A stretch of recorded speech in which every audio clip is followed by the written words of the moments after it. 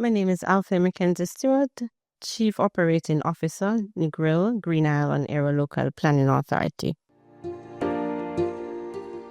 So the Negril and Green Island Area Local Planning Authority is a authority which straddles parishes of Westmoreland and Hanover. We have a development order area, and within that area, we straddle two parishes. We're also guided by a development order, and that is what is used to guide the developments within the development order area. We look at orderly and progressive development of all lands described in the development order. However, anybody that is building within the Negril Green Island Area Local Planning Authority would need to submit applications to the authority. We have a board that is appointed by the minister with responsibility, which would in this case be the Honorable Prime Minister. And that board would look at all application as it relates to a decision. So the development applications as it relates to residential developments are granted planning permission by Negalpo's board. The other applications that would have been called in would go to the Town and Country Planning Authority for a decision after a recommendation from Negalpo. The developments through strategic planning, processing development application, ensuring compliance with the planning standards, and also mitigating environmental risk and fostering sustainable growth. The authority's recommendation and approval of development projects, which is done through our board, will process, but our board would be responsible for a decision. We look at housing solutions.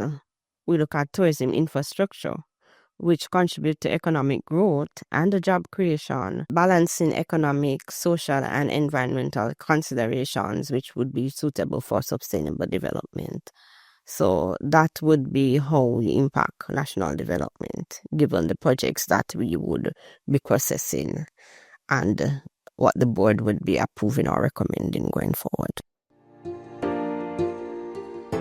As it relates to development, we will look at orderly and sustainable development within the area.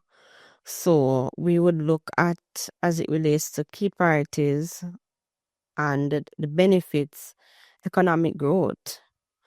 We look at sustainable ecotourism, supporting rural livelihoods, because our area, we do have a lot of rural areas within the development order area. Processing innovative housing solutions via public-private partnership, which would enhance community living, because it's a resort town. So if we are looking at development, we're looking at tourism. If there's a new hotel, we'll also look at where will these persons live. So housing solutions will also be important. Water resilience, with what is happening now with water, we have to look at rainwater harvesting and efficient management systems.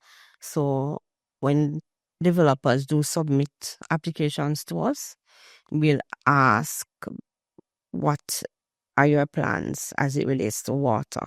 Because it's a crisis everywhere and it's something that we have to be cognizant of.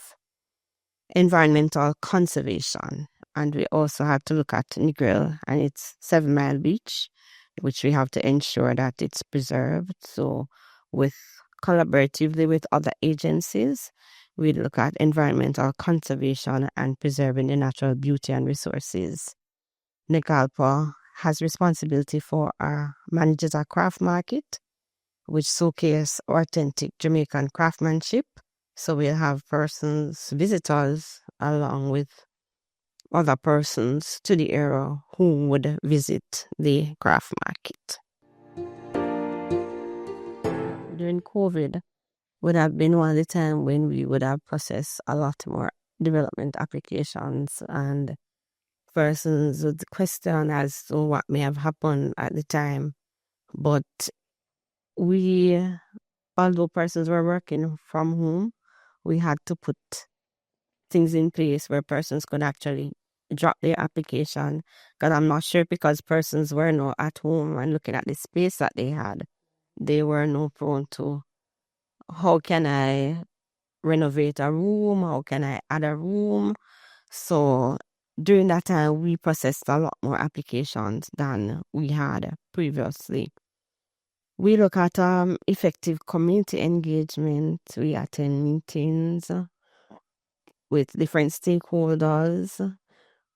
Our officers who are planning officers, we do the inspections, which are done daily, weekly, and our inspections are done with other agencies such as NEPA, NLA, because in orderly planning and development, we would not only look at development per se, but we also have to look at what is around.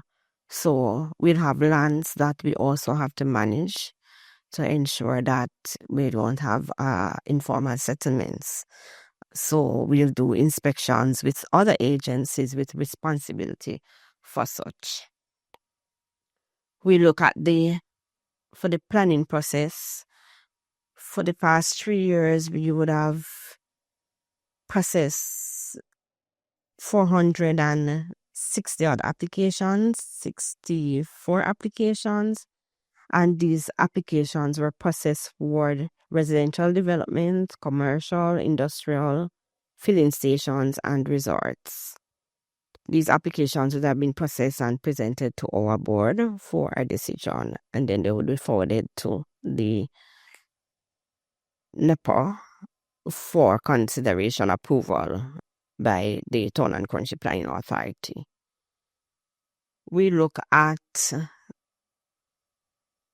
I'd speak about collaborative partnerships with other agencies. We do have a strong relationship with the local authorities because we work very closely with them and other government agencies. We look at the promotion of environmental friendly practices and green infrastructure integration in new developments, which would be a balanced approach to development and considering social and economic environmental impacts. One of what we did shortly in the last 3 years, we would have situation where we have to look at the costs for blueprints. And what we did was to actually allow developers to submit to us a draft of their development via email, wherein we would look at this as pre-processing. Sorry, we refer to it as a pre-processing of your application. So you would send all the details to us and we will be able to give you a feedback within 48 hours. So after you would have made all your changes, you resubmit to us again as it relates to pre-processing. You would send an email to us with what the changes we required. Then we would give you the go ahead and say, okay, you can now go ahead to print and come in to submit. Because we thought it was important to do that. And we started during COVID, and we continued because it's something that we realized that the developers themselves and persons, draftsmen, they were appreciative of that, where they could actually communicate with us before doing a submission. For the next quarter, or it would be the last quarter of the financial year, we know public relation is important. And so we are embarking on a public education forum that will look at shaping our future, the role of urban planning in communities. And this is scheduled for 2025, as I said, the last quarter in 2025. The initiative really aims to raise awareness about the authorities' work and collaboration with key agencies.